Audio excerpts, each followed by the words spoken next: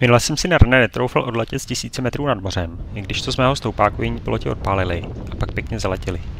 Dnes to proto chci zkusit i z malé výšky, i s rizikem, že brzo vyhniju. První stoupák je skutečně asi jen do 1000 metrů, ale vracím se proti větru pod mrak, kde si přitočím aspoň na 1300. S touto výškou už skutečně odlétám. Pokud by mě to spláchlo, tak plánuji přistát na oblíku a zkusit to znovu z něj. Vítr je dnes skoro západní, takže by to mělo jít. Oblík ale přelétám a zachraňuji se nad lomem. Tam je to hodně turbulentní. Nevím, jestli kvůli oblíku nebo samotnému lomu.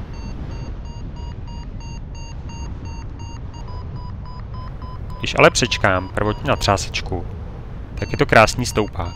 Za týden první, ze kterého nevypadávám.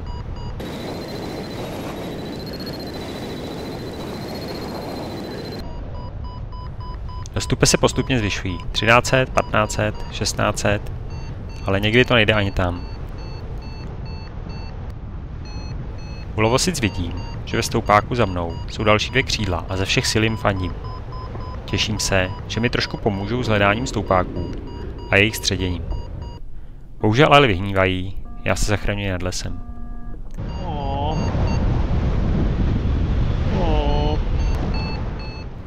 Vytočím jim 1100, ale všímám si vznikajícího kumulu kousek za mnou.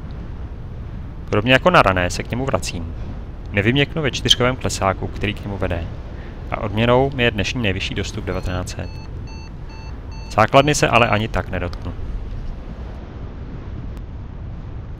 Vyhnívám kvůli své lenosti.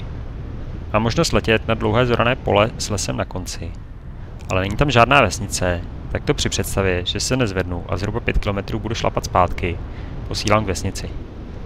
V silném klesáku k ní ale nemám šanci doletět, tak zkouším aspoň nafukovanou linku stromu.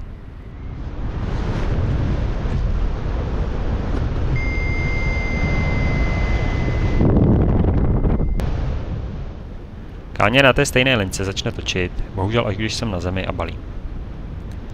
Na kraji pole, kde jsem přistál, stojí auto a bliká na mě, tak jdu k němu. Nadšený chlapík říká: já tě viděl a doufal jsem, že mi neuletíš. Mládí si prý bez papíru sletěl na paraglidu kopec a teď by se k tomu chtěl vrátit. Ptá se mě, odkud jsem startoval, a když říkám, že z Rané, tak mě šokuje.